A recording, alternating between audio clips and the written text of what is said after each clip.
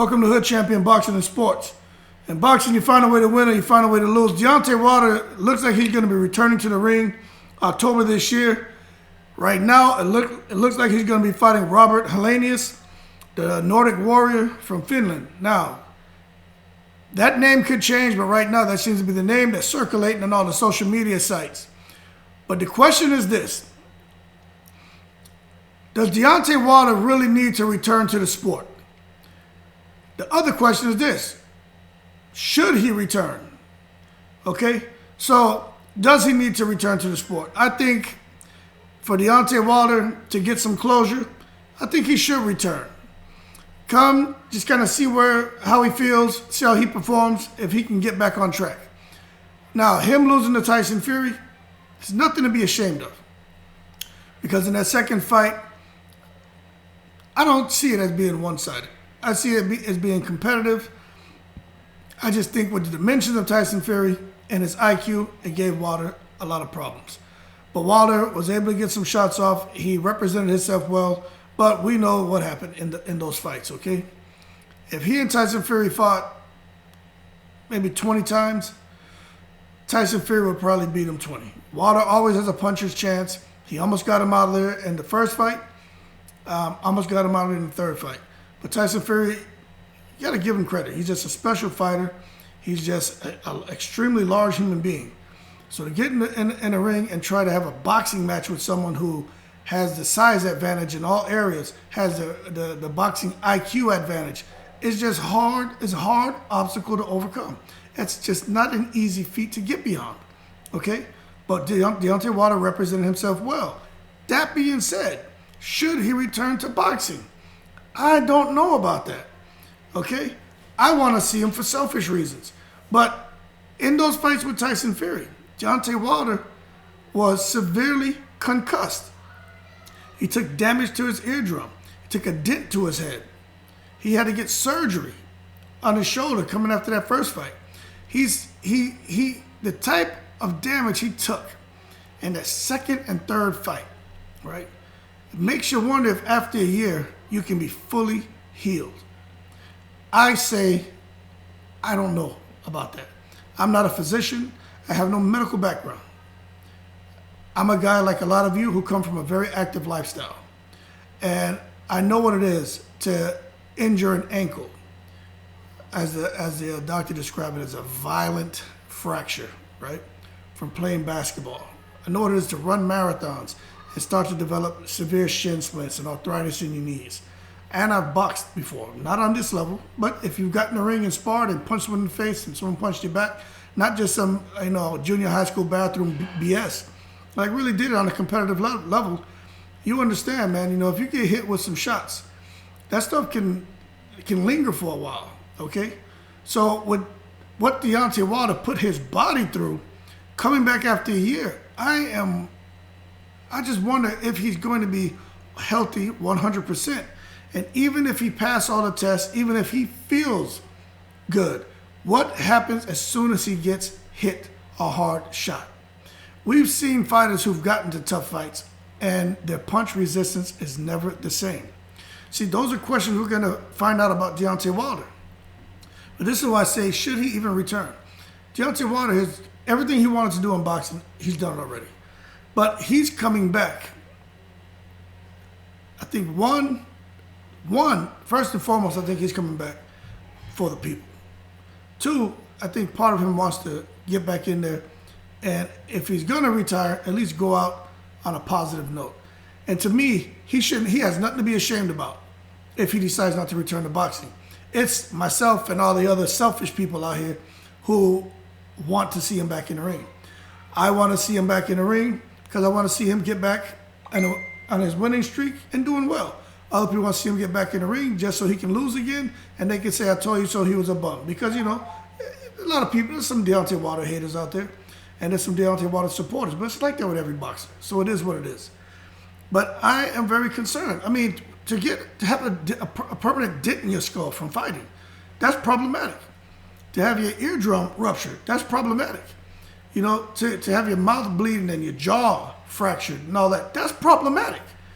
Okay? So often when you have a fracture, when it heals, there's no sign of injury, of any previous injury. A clean break, when you have a clean break in something, more than likely it's never, ever the same after it heals. There's always some sign of injury, okay? Or it doesn't take much to kind of exacerbate that condition and result in it breaking again. With Deontay Wilder, you just have to wonder. We're talking about the physical damage he suffered. I don't care what you say. There's a psychological aspect to this. Now, he's very strong mentally.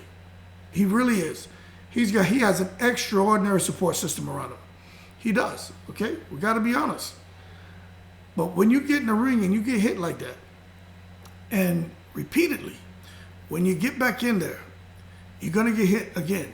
And now, when he fights Helenius, don't get me wrong, Helenius hasn't fought Wilder. They've sparred. So obviously, Wilder going in there with him, probably something that he knows. Not saying he's trying to pick an easy opponent, but they're familiar with each other. I don't think Deontay Wilder is worried about too much of a risk. He trusts himself. I tell you what, if Deontay Wilder wanted to take an easy fight, he would have fought Chisora. And I'm sorry to the Chisora fans. I'm a Chisora fan. Let's just be real, okay? Let's just kind of strip the emotion from this. Chisora is a much easier fight for Wilder than Helenius.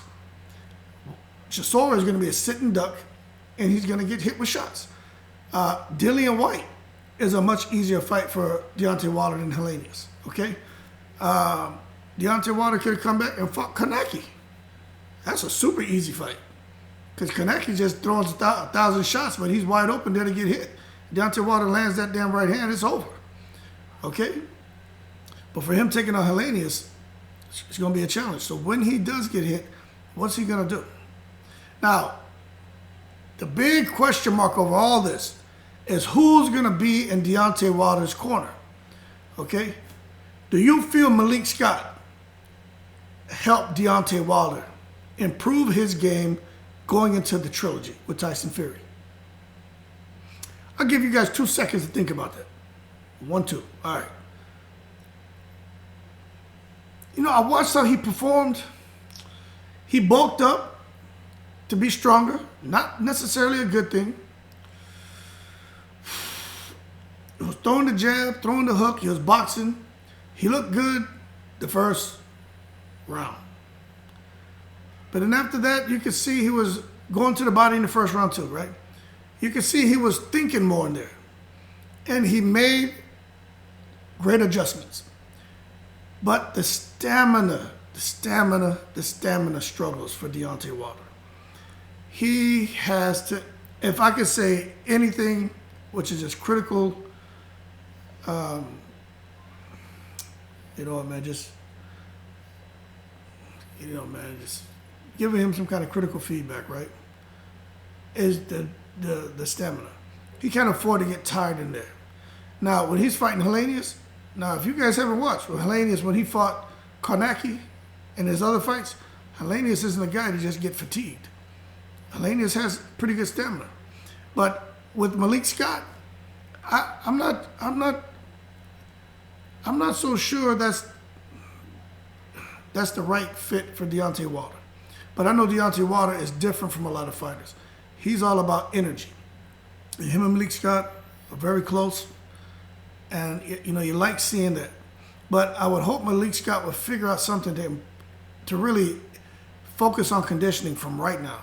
Now, you don't want Deontay Wilder to be burnt out going into the fight in October. So here we are in July, August, September, October. It's a good time to start working on conditioning. But I mean, to be able to go 12 rounds extremely hard. He just hasn't looked like that. I'm saying he can't go 12 rounds, but if he getting pressed like how Deontay Wilder was, Tyson Fury was pressing him, then the fatigue sets in quicker. Because it's not even the physicality of it. It's psychologically what's happening to you when you're in a fight and you're getting pressured like that. Psychologically, you become exhausted, and that can affect your, not just first your mind and then your body. And that would be my concern with Deontay Wilder. We know he has the power. We know his IQ is really good, and it has he's always had it, but I think Malik Scott helped to bring it out. But the issue I see, the 2 biggest problems I see for Deontay Wilder, boxing period when it comes to Wilder, is fighting someone of similar stature and his stamina. That's it. Got to work on his stamina, and he's got to be very careful with those guys who have pretty much the same reach as him, because he just can't get out of the way of those shots.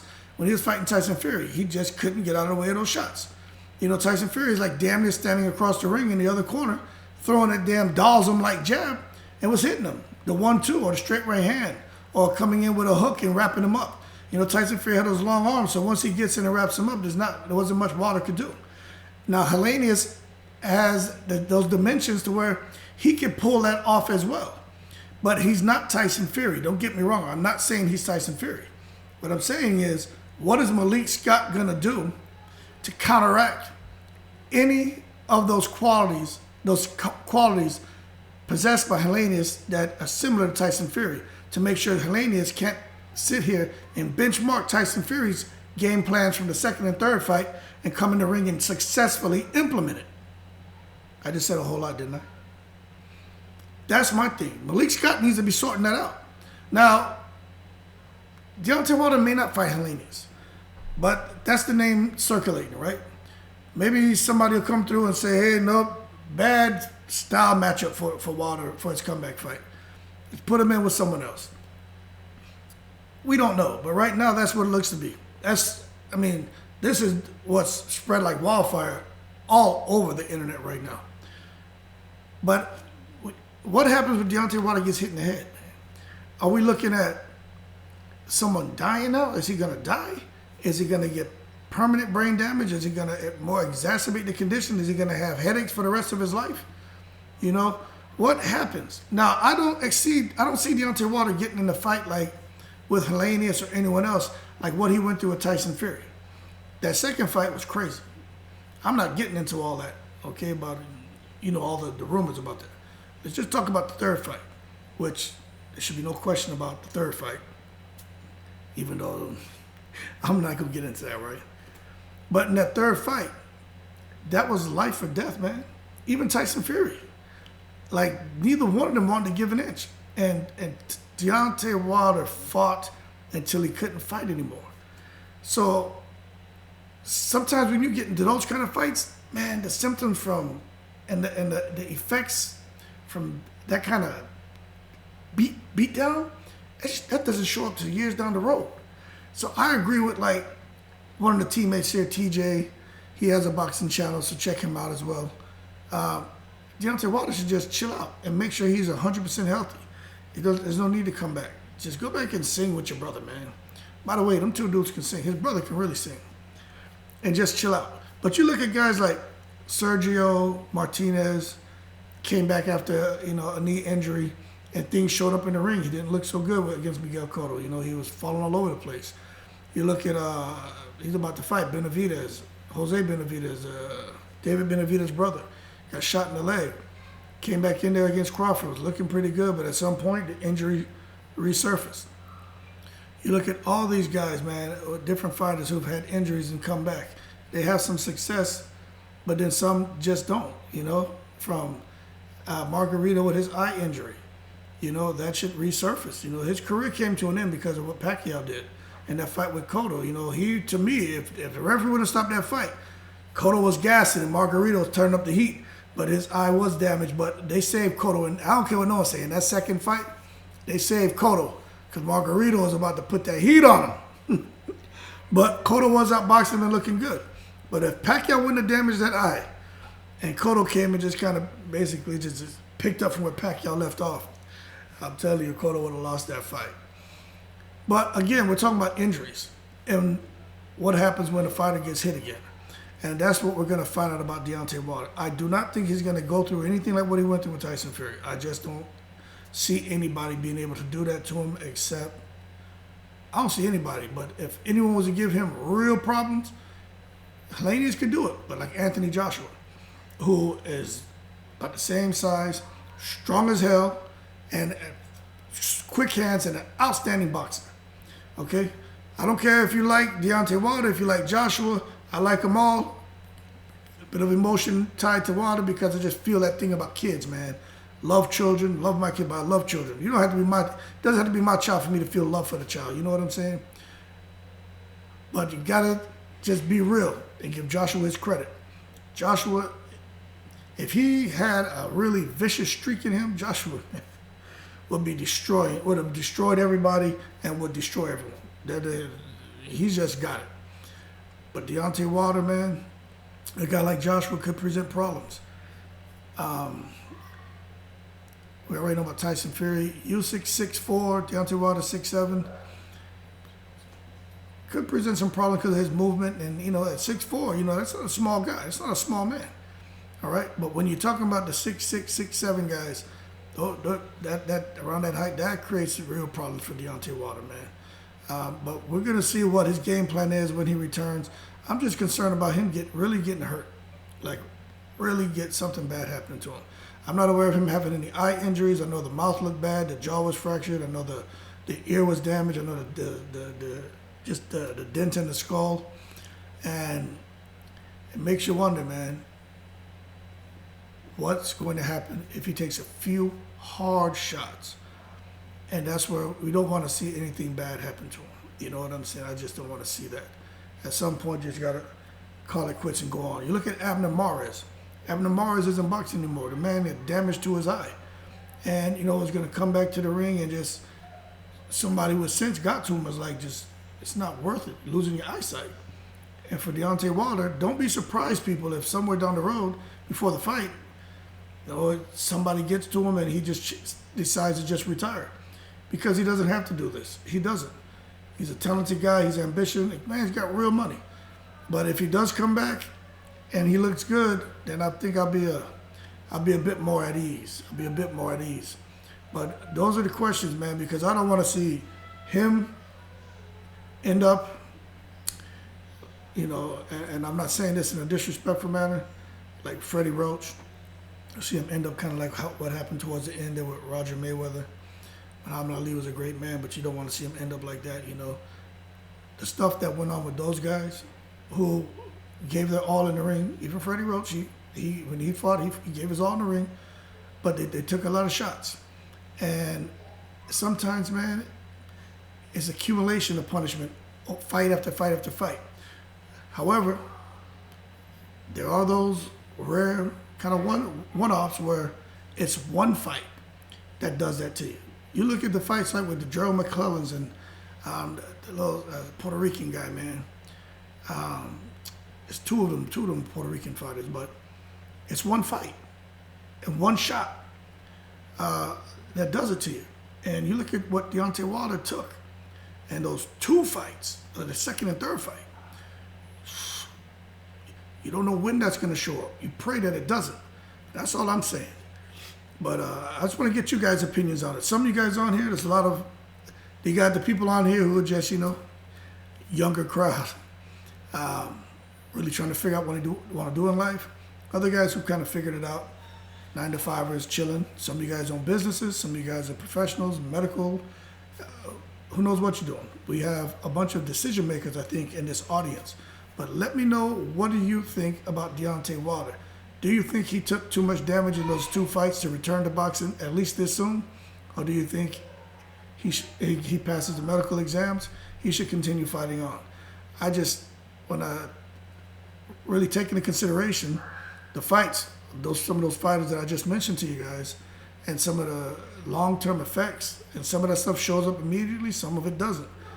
But when it starts showing up, is it worth the risk for Deontay Wilder to come back for a $20, $30, $40 million payday to just get hit really hard one time, and now he has all of these problems the rest of his life, and he can't enjoy his wife and kids and his money and everything else. His health is gone now.